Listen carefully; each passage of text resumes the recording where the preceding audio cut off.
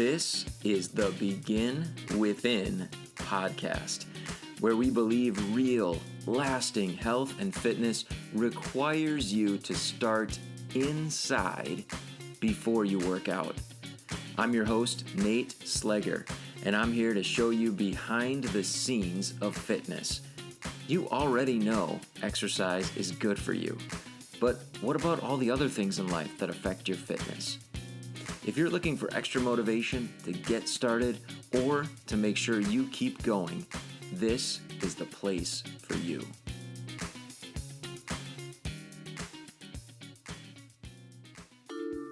Produced by BeginWithin.fit. Improving health is about so much more than just losing weight.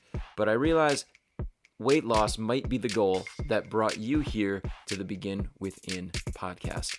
That's why I wrote my latest book, 5 Ways to Stop Wrecking Weight Loss, to reveal the 5 areas that I see are most overlooked by the people that I work with who want to lose weight. Each one of the chapters in this free ebook describes that specific area that you need to focus on to improve your health and get great permanent results. And it also links back here to episodes of the podcast where we've had experts on the show talking about that specific area, so you can benefit from those previous episodes while you're learning about how to maximize the results that you're after. You can get your free copy of my ebook, 5 Ways to Stop Wrecking Weight Loss, by going to beginwithin.fit/ebook or going to the link in the show notes. Now is a great time to do a little multitasking while you're listening to the start of this episode. Head over to grab your free copy of my book, 5 Ways to Stop Wrecking Weight Loss. If you missed the URL, here it is again, beginwithin.fit/ebook, or there is a link in the show notes for you. Grab your copy, and now let's get on with today's episode. My guest today is Zack Schreier. He is a serial entrepreneur who started his first business in high school. He then co-founded Quavos as a freshman in college. You may have heard of Quavos because Zack appeared on ABC's Shark Tank in 2021 and secured an investment for that company, which is a healthy chip company, healthy chips made from egg whites. So we have Zack on the show today. You're going to find that his true passions are dealing with health and the reasons behind why we do what we do. We're going to talk a lot about the products that Zack has developed and his companies, but we're also going to talk about his own journey with type 1 diabetes and some of the ways that he not only was able to manage that, but then how the things that he learned in having to deal with that at such a young age enabled him to have the life that he's had so far and not focus so much on health and wellness with the businesses that he has. In addition, I want you to listen closely for what we talk about when it comes to the experimental mindset, the idea of experimentation. I also want you to listen when he talks about how we can pay attention to the feedback that our bodies are giving us and what it is that we should be focused on when it comes to the experimentation that we do when it comes to our own health and fitness, right?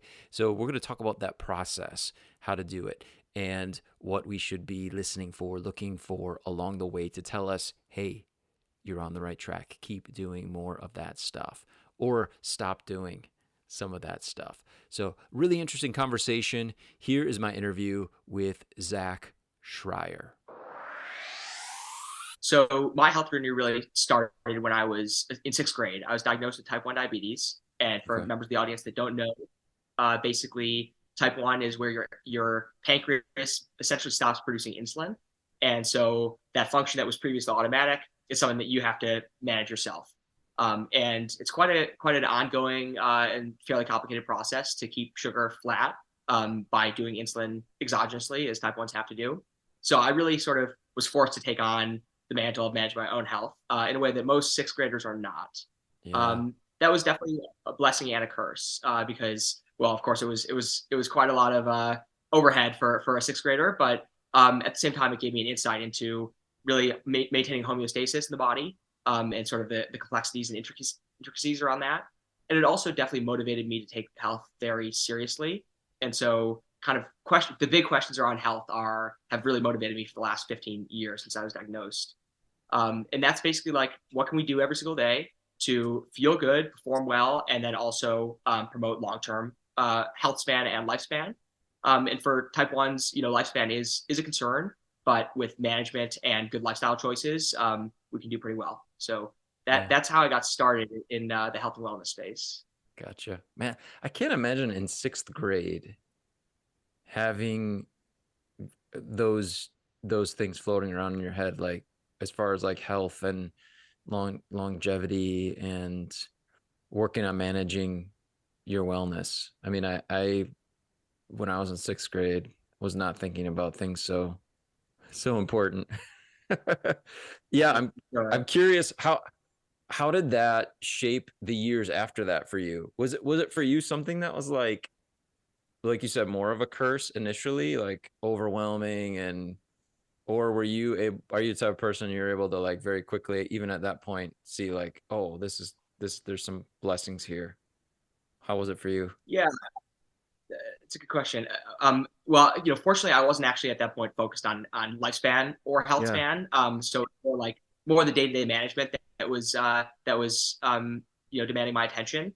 Over the last 5 or so years, I've become more conscious of just the whole aging process and how, as a diabetic, that's something I should especially worry about.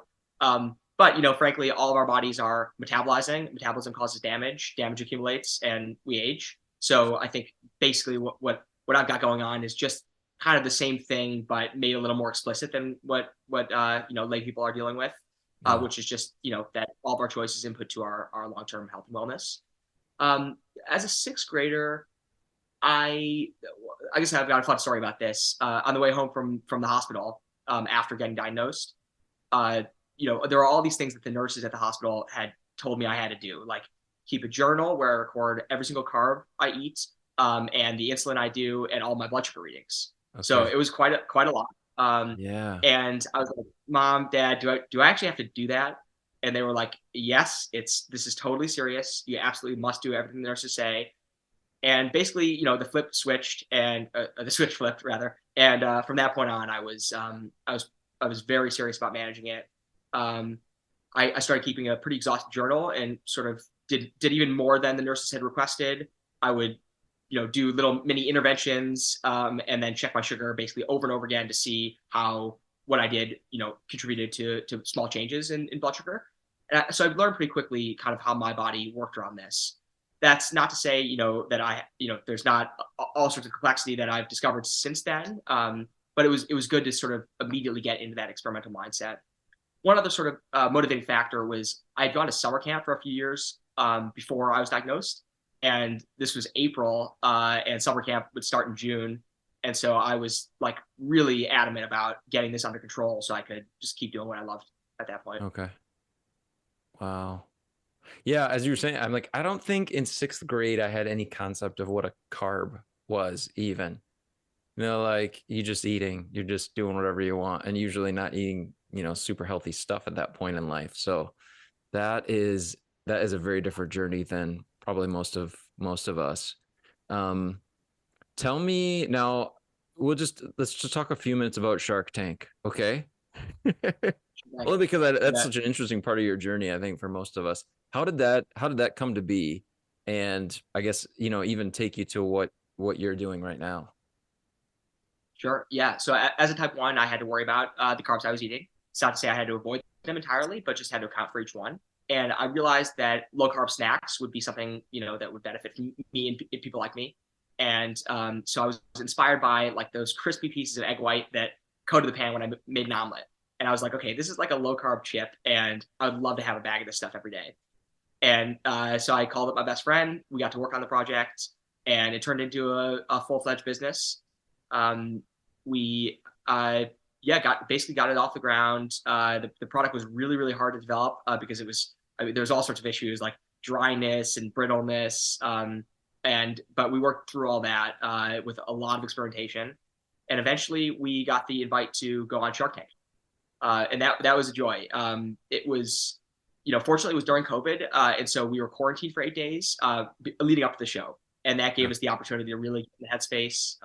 We probably watched 3 hours of the show every single night during that time, and also just practiced a ton. So we had friends and mentors call us and kind of grill us as if they were sharks, and all that helped. And yeah, we were pretty prepared, I'd say, at least relative to my typical lack of preparation, at least at that point in my life. All right. I love that you're like, the thing is in the pan, and then like 2 sentences later, yeah, and then it turned into a business. I'm like, I'm sure there's so much in between those sentences that you guys had to work on. Awesome. Well, maybe now we could talk a little bit about what you're doing now. I know before we started recording the interview, you mentioned Life Stacks. Tell me about that, what it is, and who it's designed to help, and then maybe we can get into some of the other kind of, I guess, bigger, more conceptual things that you love to talk about. But tell me about Life Stacks. Yeah, you bet.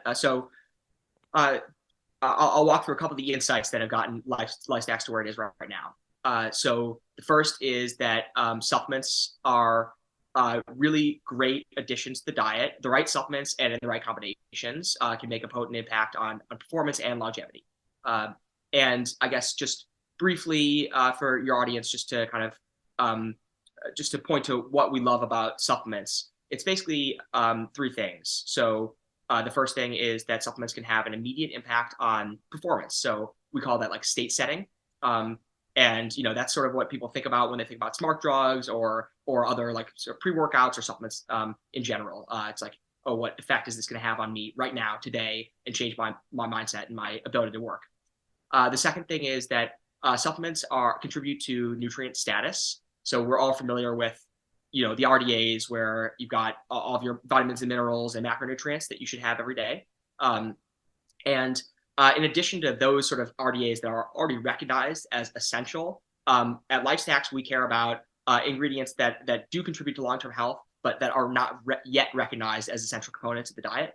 And so there's a whole category of things called like longevity nutrients. And those are, they basically contribute to essential compounds in the body, but you don't show immediate signs of deficiency when you lack these things. They present more as like long-term aging than they do as like, scurvy or whatever if you didn't have vitamin C. And then the third category of things is basically optimizing metabolism and health defenses. So there are many supplements can contribute positively to overall metabolism, which is basically just the process of turning food into energy and then using that energy to create outcomes and structure in the body. And so this basically includes all the systems that are protecting the information and the structure that make you up. So those are called health defense systems. They include like the immune system, for example, and also stem cells and the circulatory system. And then there's a couple others, including the microbiome, and then also the DNA defenses. So those are the three things we love about supplements. What we realized was that there are some barriers to entry for regular consumers. Most people don't want to like source 20 different powders and research and do all that stuff. And so, most people are not taking all the things that might help them perform better today and over the long run. And so what we decided to do was deliver a potent and healthful supplement stacks in intuitive and delicious ways. So we basically, our first, so that's a long lead in, sorry about that. But just to sort of show you what I mean, we love the idea that we could raise cognitive baseline and performance with a bunch of great ingredients. And things like choline and taurine and tyrosine, even ginseng. And our intuition was basically that right now Americans are consuming coffee for their sort of daily, mental boost. And so we decided to take all these ingredients that we loved and infuse them into a delicious coffee creamer so that you could basically take that cup that you're already using for energy and level it up. So that's the first product we've got. It's a keto, vegan, and really potent, delicious MCT-based supplement stack that you add to coffee. And I'll just say about MCT. MCT is medium chain triglycerides. That basically means it's a fat that's more easily broken down than your typical fats. And so it doesn't have to go through the normal digestive pathways. It gets absorbed through the gut and then basically immediately used as a ketogenic fuel. So, you get to basically fat burn more readily, and you do feel a cognitive boost from that also. So that's the first product. And then, sorry, one more piece, and then Hit it, man. great. So the last piece is, as we were formulating these products, one thing that we wanted to keep in mind was the importance of, basically cooperating with the metabolic pathways in a way that would lead to long-term health benefits. And specifically, my co-founder and I were fasting at the time. And so we set out to make products that were fasting friendly, things that would not break the fast, and in fact, even enhance the fast when taken during the fasting window. Okay. So that's what we've done. Many people use MCT for fasting, just basically for satiety and energy while fasting. And it supports the pathways associated with fasting. And so we chose that as the base of our creamer, both because it's delicious and because it's fasting friendly. So that's kind of our special angle. In addition to like sort of intuitive and delicious, we're also adamant about making products that are fasting friendly and even fasting supportive. Okay. Wow. Awesome. Sweet. Where do I get it? Can I just, is it at store? It's on lifestacks.com. And we're doing a try before you buy it offer. So if you're interested, you can just add it to your cart and it will ship to you for free. And then if you like it, you'll keep it and pay. And if you don't, you send it back. And the reason we're doing that is we know people are going to love the product. And so we just want to eliminate the barriers to trial. Okay. Wow. That's awesome. That is really cool. As you were talking about the ideas that you had along the way and how to fit them into existing kind of habits, it reminded me of something we've talked before about, and that is, and I'm sure you've heard of it, habit stacking. If you're going to do something new, do it with or just after something you already are doing. And I think that's just genius that you guys have stacked your product into an existing, a very firmly rooted existing habit that many of us have of drinking coffee. So that's really cool. I think that's awesome.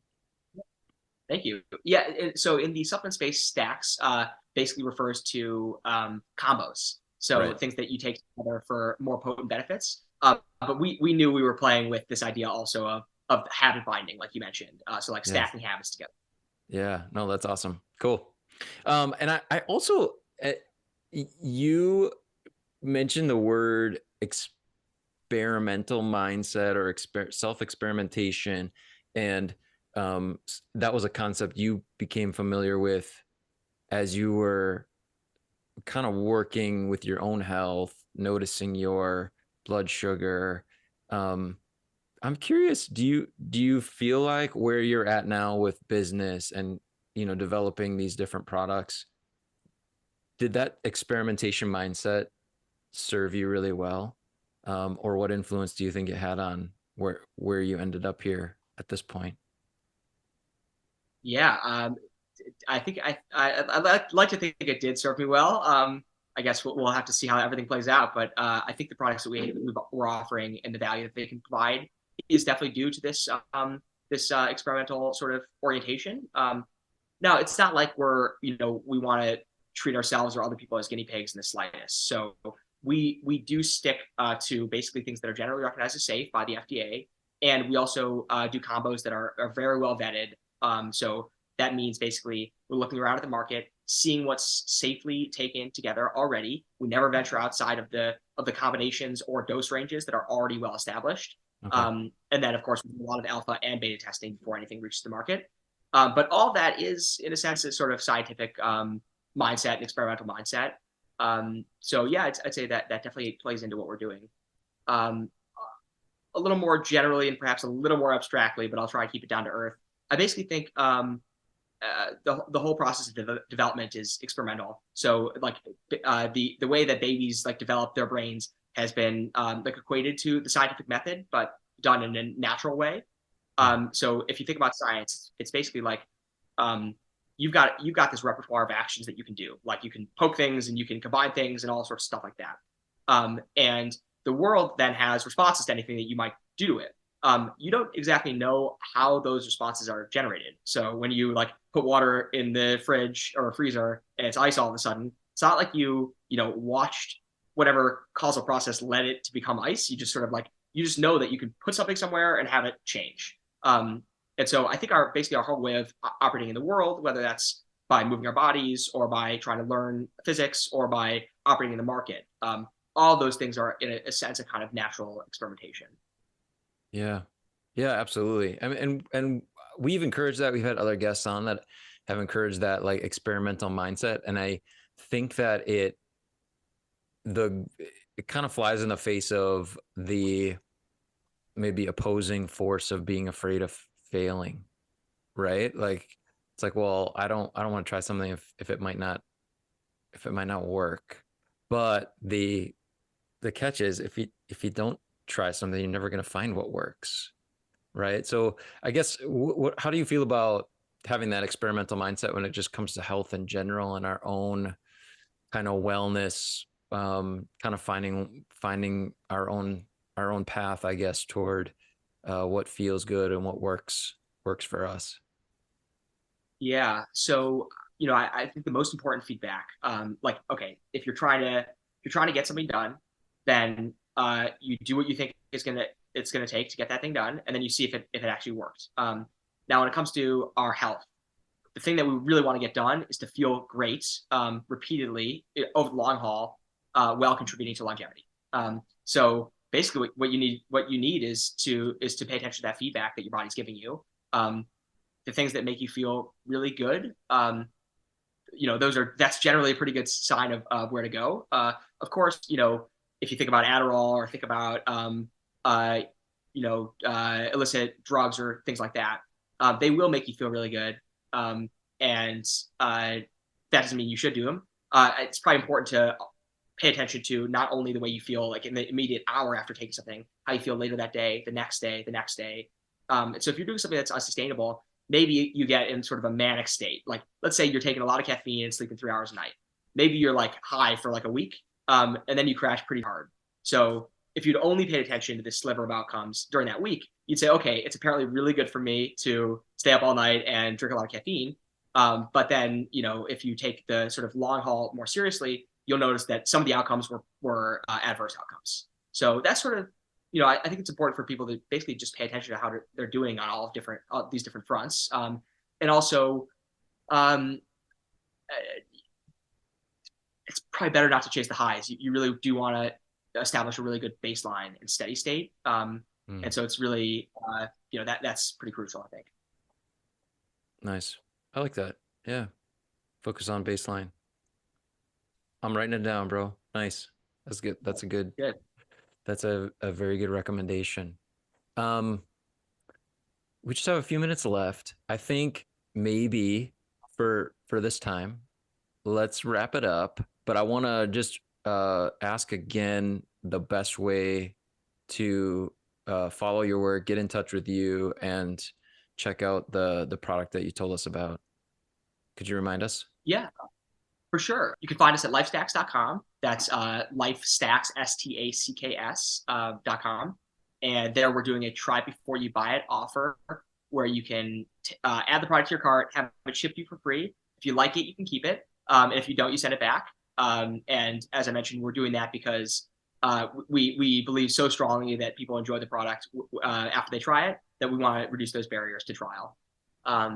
And then for Quavos, which is the chip made from egg whites that I mentioned earlier, and the product that we took to Shark Tank, that's available at quavos.com.